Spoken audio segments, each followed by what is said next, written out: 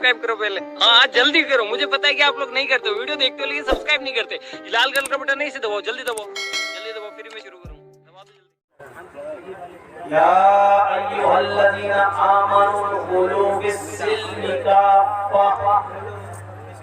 देखा जाए तो बज़ाहिर बहुत छोटी सी आयत का टुकड़ा है, बहुत छोटी सी आयत का टुकड़ा है, लेकिन पूरा इस्लाम इसी के अंदर समाया है। पूरे कुरान करीम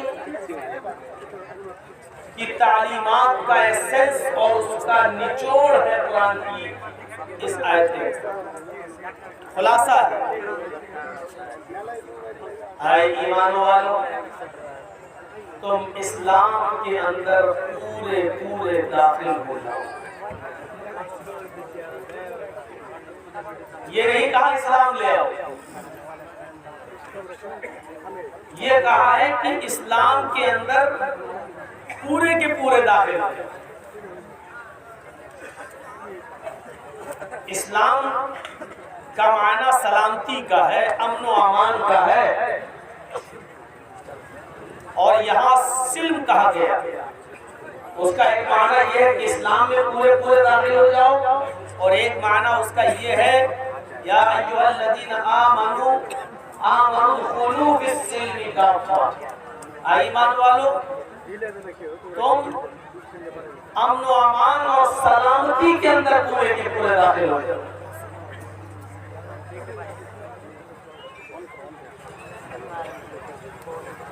हम इस बात पर गौर करें, क्या हम इस्लाम के अंदर पूरे पूरे दाखिल हैं? इस्लाम के अंदर पूरे के पूरे दाखिल होने का मतलब ये है कि बहुत से गलत काम जो हम कर रहे हैं, हमें उन कामों को भी छोड़ना पड़ेगा। इस्लाम के अंदर पूरे के पूरे दाखिल होने का मतलब ये है कि हमें अपनी ख्वाहिशाते नफ्स की जो हम पैरवी कर रहे हैं, अपनी मनमानियां जो चला रहे हैं हर काम में, हमें उसको भी छोड़ना पड़ेगा। इस्लाम लाने के बाद आदमी अपनी मर्जी का मालिक नहीं होता है। इस्लाम लाने वाले को अरबी जबान में मुस्लिम कहा जाता है, और अरब के अंदर मुस्लिम उस ऊंट को कहा जाता है जिसकी नाक में नकेल डाल दी गई हो, और ऊंट अपनी मर्जी से न चलता हो, न बैठता हो, न उठता हो, न खाता हो, न पीता हो, बल्कि उसका मालिक जब नकेल पकड़ के ऊंट को उठाए तो वो उठे, उसका मालिक जब ऊंट की नकेल को पकड़ कर ऊंट को बिठाए तो वो बैठे, ऊंट का मालिक जब नकेल पकड़ के उसको लेकर चले तो वो चले, जब उसको खिलाए तो खाए, जब उसको पिलाए तो पिए, और जब उसको सोने के लिए छोड़ दे तब वो सोए। यानी ऊंट जिसकी नकेल पड़ी हुई हो और उसकी रस्सी उसके मालिक के हाथ में हो, ऐसे ऊंट को अरब कहते हैं हाज़ल जमलुल मुस्लिम, ये मुस्लिम ऊंट है, ये फरमाबरदार ऊंट है। हमारी नाक में भी एक नकेल पड़ी हुई है, एक रस्सी पड़ी हुई है कुरान और हदीस की, और इसकी डोर मोहम्मद रसूलुल्लाह के हाथों में है। हम अपनी मर्जी से नहीं खा सकते हैं, अपनी मर्जी से नहीं पी सकते हैं, अपनी मर्जी से नहीं चल सकते हैं, अपनी मर्जी से जो मन में आए वो हम खाएं, ऐसा नहीं हो सकता है। अपनी मर्जी से जो पीना चाहे वो पिए, ऐसा नहीं हो सकता है।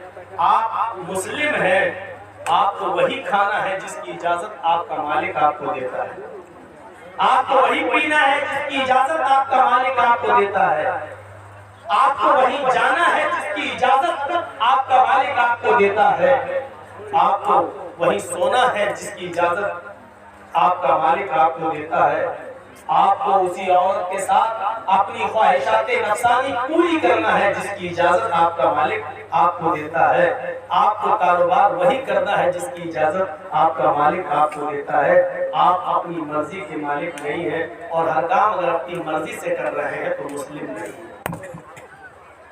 बहुत शॉर्ट में जुमला कह दिया।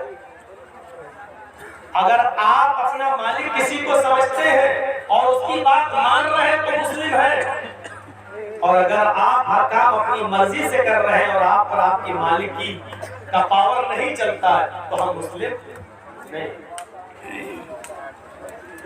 या अय्युहल्लज़ीना आमनू दुखुलू फिस्सिल्मि काफ़ा, ईमानो वालों तुम इस्लाम के अंदर पूरे के पूरे दाखिल हो जाओ। इस्लाम लाने के बाद ये नहीं देखना है कि इस काम को करने में फायदा क्या है या इस काम को हम न करें तो नुकसान क्या है।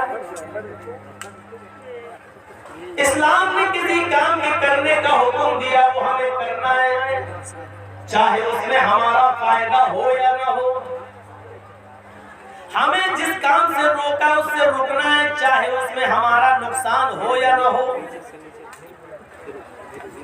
मसलन इस्लाम ने कहा ये काम करो और हम देख रहे हैं इस काम में हमारा कोई फायदा ही नहीं है, चलो हम नहीं करते हैं, इसमें नुकसान क्या है।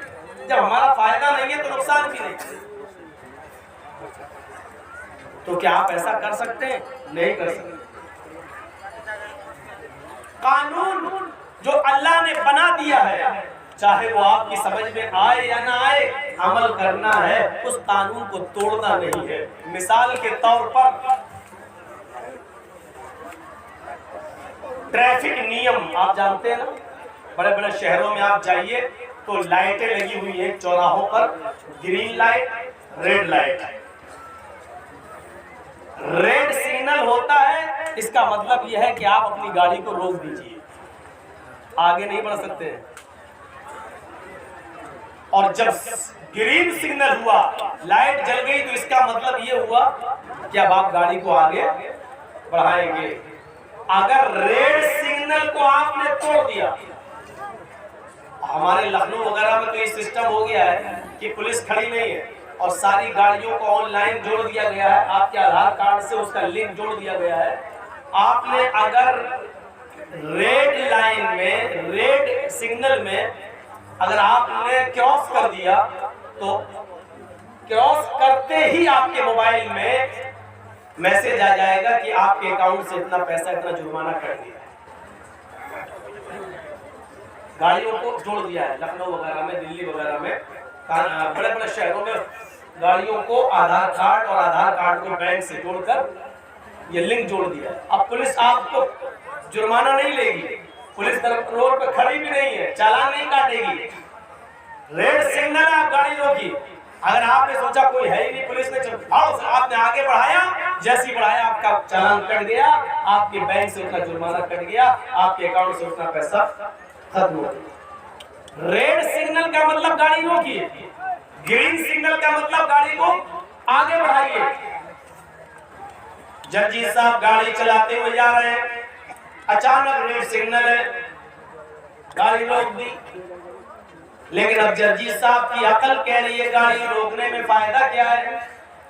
गाड़ी रोकने के लिए तो कानून उस वक्त बनता है जब आगे से गाड़ी आ रही हो, दाएं से भी आ रही हो, बाएं से भी आ रही हो। इसीलिए नियम बनाए गए ताकि एक्सीडेंट ना हो।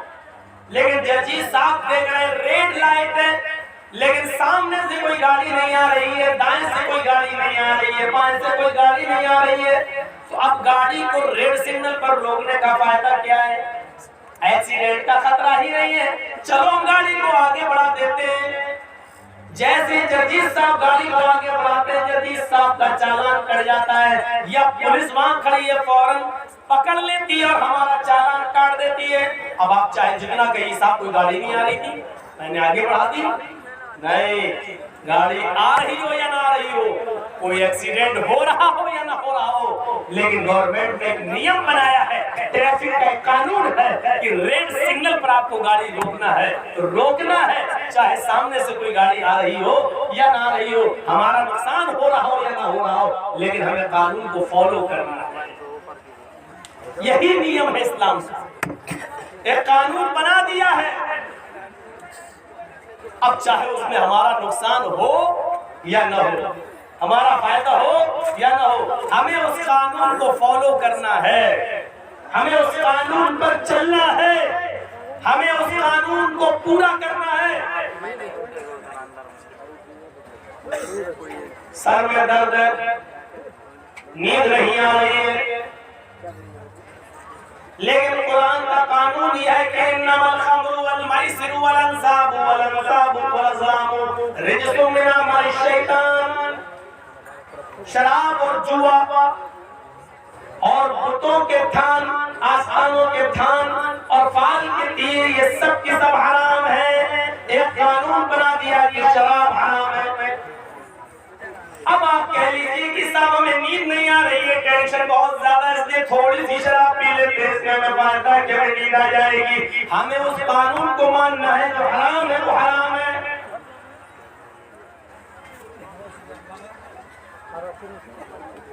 मेरे प्यारे साथी, उलामा इब्न मज़ऊन ने बुखारी शरीफ के अंदर ये मंजर देखा जा सकता है।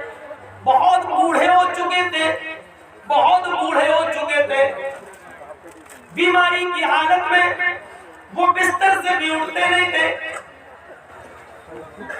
कभी जब तबीयत ठीक होती थी तो लाठी लेकर वो मस्जिद में नमाज पढ़ने के लिए जाया करते थे। एक दिन उनको शदीद दर्द हुआ, इस बुजुर्ग सहाबी को इतना दर्द हुआ कि ये बर्दाश्त नहीं कर सके, तो उनके घर के किसी मेंबर ने उनको शराब की थोड़ी सी मिकदार उनको दे दी।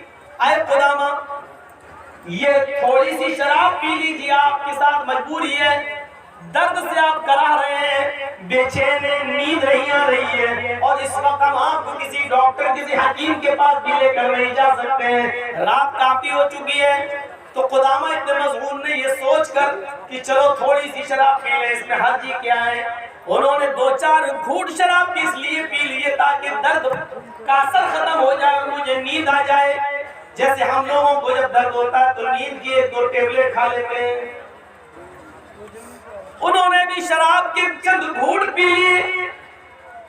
ये खबर सुबह होते होते हजरत अबू हुरैरा को मिल गई, और अबू हुरैरा के जरिए खबर धीरे धीरे हजरत उमर फारूक के पास चली गई। हजरत उमर फारूक ने खुदामा इब्न मज़ऊन को दूसरे दिन बुलाया और पूछा, क्या तुमने शराब पी थी? उन्होंने इकरार किया कि सर में दर्द, पैरों में दर्द, हाथ में दर्द, शिद्दत दर्द जब बढ़ गया और मुझे रात में बहुत ज्यादा बेचैनी होने लगी, तो मैंने थोड़ी सी शराब इसलिए पी ली ताकि सुकून मिल जाए। हजरत उमर फारूक ने कहा, मजबूरी में भी अल्लाह के रसूल ने शराब पीने की इजाजत नहीं दी है, बीमारी में भी हमें अल्लाह के नबी सल्लल्लाहु अलैहि वसल्लम से शराब पीने की कोई इजाजत नहीं मिलती है। लिहाजा तुमने अपने जुर्म का इकरार कर लिया, तुम्हें 40 कोड़े मारे जाएंगे। सारे सहाबा की मीटिंग होती है, सहाबा ने अर्ज किया, अमीरुल मोमिनीन, बुजुर्ग सहाबी है, मसला मालूम नहीं था, मजबूरी में शराब पी ली है, छोड़ दीजिए, कमजोरी है उनके ऊपर। उन्होंने कहा कि मुझे कोई एक ऐसी हदीस या ऐसा वाकया बता दीजिए कि अल्लाह के रसूल के जमाने में किसी मजबूर ने मजबूरी में शराब पी हो, अल्लाह के रसूल ने छोड़ दिया, मैंने छोड़ दूंगा। लेकिन किसी के पास ऐसी कोई दलील नहीं थी। हजरत उमर फारूक ने कहा, इनको कोड़े लगाए जाएं।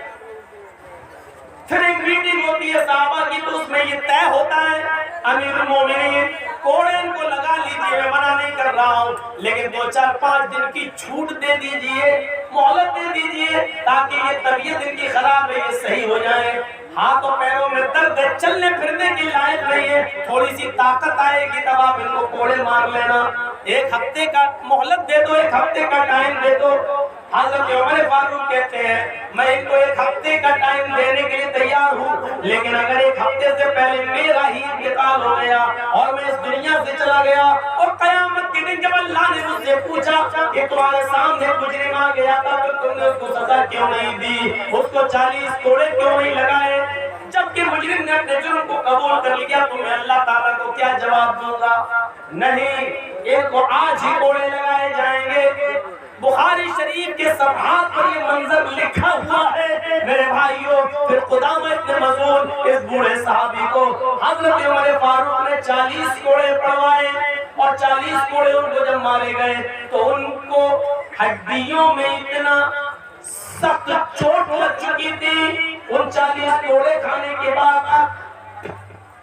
फिर वो 1 साल 2 साल तक बिस्तर ही पे पड़े रहे, फिर वो उठने के लायक नहीं रहे। वो 40 कोड़े खाने के बाद वो पेशाब और पैखाना भी बिस्तर पर किया करते थे, फिर वो उठने के लायक नहीं रहे। वही वजू बनवाया जाता था और उसी बिस्तर पर वो नमाज पढ़ते थे। 40 दुर्रे खाने के बाद, कोड़े खाने के बाद उनका जनाजा उसी बिस्तर के ऊपर उठता है। मेरे प्यारे साथियों, उमर फारूक ने इन तमाम चीजों की कोई परवाह नहीं की है। अंदाजा लगाइए, बीमारी में, मजबूरी के अंदर जब दर्द बंद नहीं हो रहा था तो नींद आ जाए, इस मजबूरी में उन्होंने थोड़ी सी शराब पी ली। इस पर भी हजरत उमर फारूक ने उनको 40 कोड़े मारे।